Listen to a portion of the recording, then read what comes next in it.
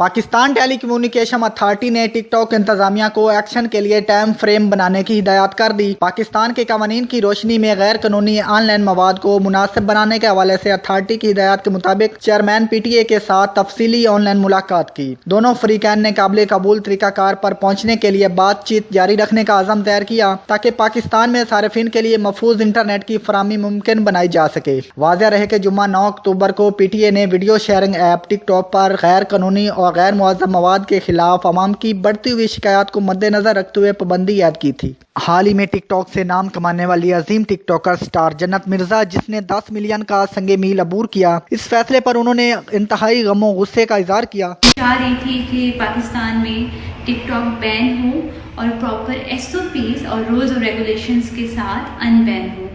पाकिस्तान में टिकटॉक को ऑफिशियल होना चाहिए, वहाँ पे उनकी टीम होनी चाहिए जो हर वीडियो को रिव्यू करे और रिव्यू करने के बाद अलाउ करे कि आप इसको पोस्ट कर सकते हो कि नहीं। इस तरह से मेरे ख्याल से टिकटॉक साफ भी रहेगा।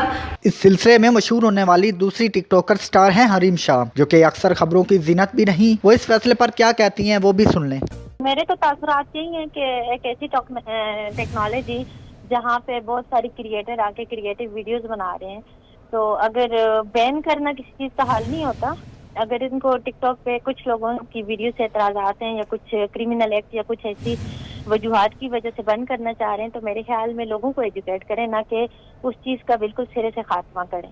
देखें, जो फहाशी टिकटॉक ऐप पे फैलाते हैं, अगर टिकटॉक ना हुआ तो जो फहाशी या बेहयाई फैलाने वाले हैं तो वो कहीं पे भी फैलाएंगे, किसी और ऐप पे भी फैलाएंगे।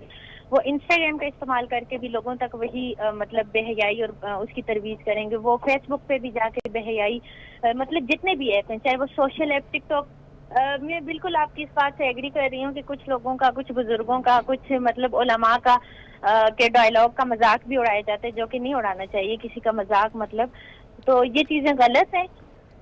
बिल्कुल बुराई को सिरे से खत्म कर लेना चाहिए। मैं बुराई के खिलाफ हूँ, बुराई के खिलाफ हम सबको खामोश नहीं रहना चाहिए। बुराई के खिलाफ जरूर हमें आवाज उठानी चाहिए, लेकिन मैं इस बात से एग्री नहीं करती कि किसी चीज का सिरे से खात्मा कर देना।